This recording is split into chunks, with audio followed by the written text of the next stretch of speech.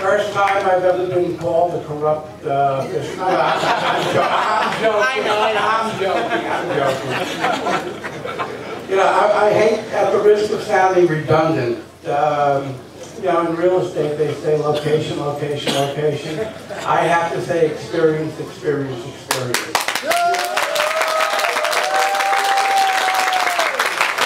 You cannot fix something that you do not understand. I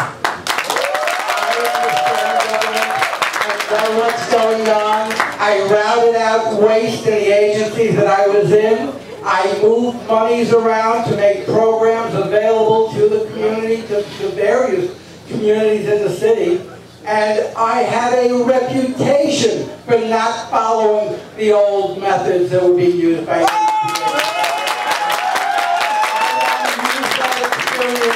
to fix the city. I mean, I'm not going to be able to fix the city, and if I tell you I can, I'm lying.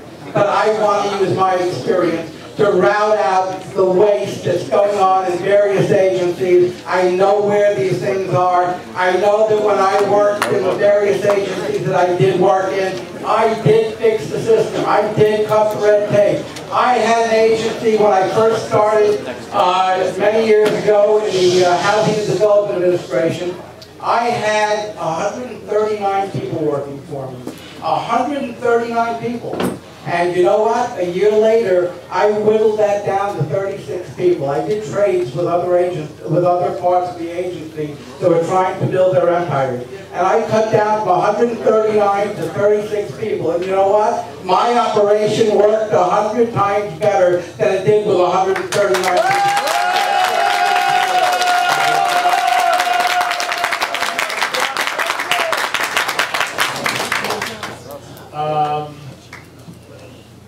Okay, first of all, before we continue with our next round to our panel, I want to remind everybody that these forms are in the back of the room.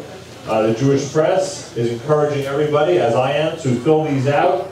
They're very important, and the most important part of it might be that you could win valuable prizes, because when you fill this out, you automatically enter into a raffle for some great gifts. So please do that, and we thank you for that. Our next round will begin with, where are we here? Our next round begins with Joe Lazar, right? Oh, I'm sorry. Our next round begins with David Greenfield. Sorry about that. Lost track of the show for a moment. David Greenfield, a question by L.B. Chomsky. Jewish press reader. That's a see you moment. A Jewish press reader identifying himself as an Italian-American asked whether you'd be able to represent all of the constituents in your district and not just those from your own ethnic group. Your response, please. That's an excellent question. I'm actually proud to say that I have many Italian Catholic friends who are actually here today supporting me. And the reason for that is really very simple. I have a track record of working with different communities. In my work in TeachOIS and education work, I discovered that, let's be honest, we're a tiny community over here, especially when you look at the Jewish community. A couple of hundred Orthodox Jews living in a city of 8.3 million people. If we want to get things done, we have to look across the aisle, we have to find common interests and common ground, and we have to build relationships. And that's what I did with TeachOIS. It was the same concept. Basically, we have 3.3 million school children in New York.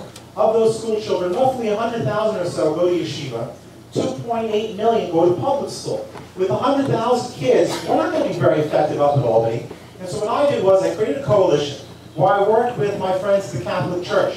They have 300,000 kids. We work with our friends at the independent school, the historically black schools. And together we created a coalition where we can agree on things. And let's be honest, we're not always going to agree on everything. But, you know, as my friend and supporter, Mayor Ed Koch, likes to say, if you agree with me on 10 out of 10 issues, you're crazy. If you agree with me on 8 or 9 of them, you should vote for me. And so, realistically, what we're doing is we're finding issues where we agree, where we can work together. Education is one. We brought back serious dollars to the community by going up to Albany, by rallying together, by calling the governor, by actually making trips. And that is something significant in terms of my track record of having the ability to work across different communities for the benefit of all of our communities to get things done for us. I like to use an example. Firstly, when I was 10, my parents had taken me to Israel to see the Holy Land. And that was a transformational experience for me to see, you know, this is the height not only for the Jewish community, of the embodiment of the Jewish people, but also for my family, it's also a very significant part of our faith and the way that we perceive world events and the importance of the Jewish community in world history. And for instance, at Brooklyn College, I love to tell this story. Brooklyn College has political parties and student government. And when I was there was always difficulty, and I was actually part of the party that was identified as a Jewish party. And we always had some issues working with minority students on campus, African American, Latino, and Asian. And I have to tell you, what I figured out was there was the ability to unify all of these people to get them to work together. And that was by ordering in Dougies. And we would get everybody to sit at the same table, and we always had a great time, and we were able to get a lot of things accomplished. My background in the community board. You know, again, one of the things that was always instilled in me in how we work in city government is we don't care what religion you are, we don't care what color you are, we don't care what political party you're in. Everybody deserves to be treated the same.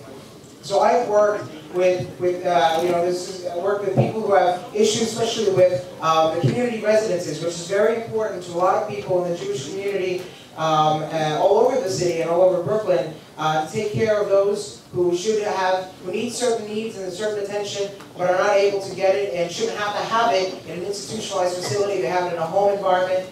It becomes a contentious issue for the community, but working with both a lot of organizations like OHEL, working with HASC, and working with the people in the community where these residents are going to be established.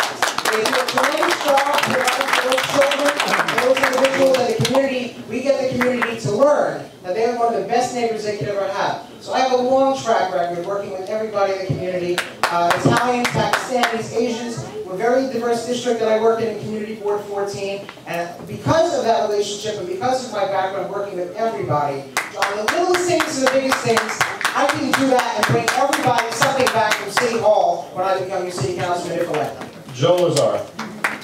I will give you a twofold answer, but it's going to be repetitive again. As I said earlier tonight, I have worked with every community in the city of New York. I had to. I was the regional director for the State Office of Mental Health.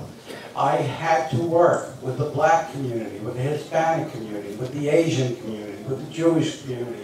I had to work with everybody, and I did, and I had the same reputation. I was honored by every organization in every corner of the city of New York.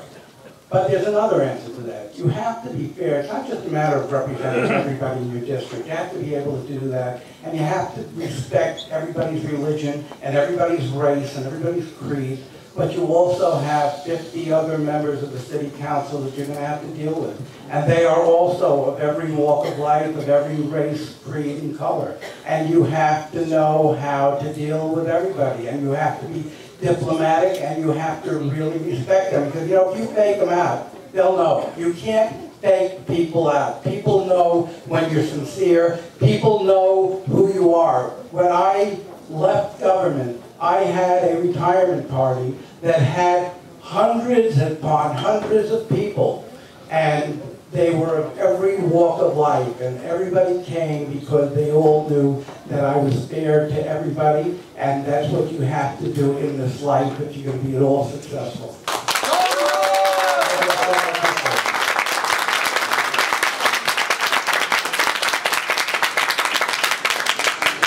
I usually volunteer in the hospital by working with I volunteer in vigorous. I usually hand out food to a lot of the sick people that are in the hospital.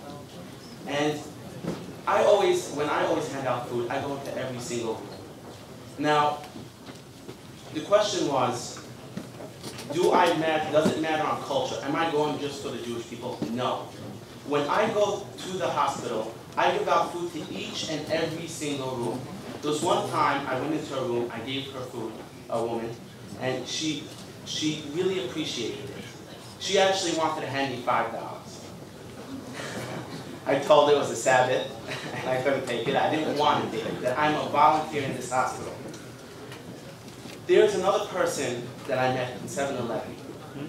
He told me, if you are going for the right reason, and you are going just to help out your community, go for it. Go for it, do it, as long as you're going to the right reason. I am here today.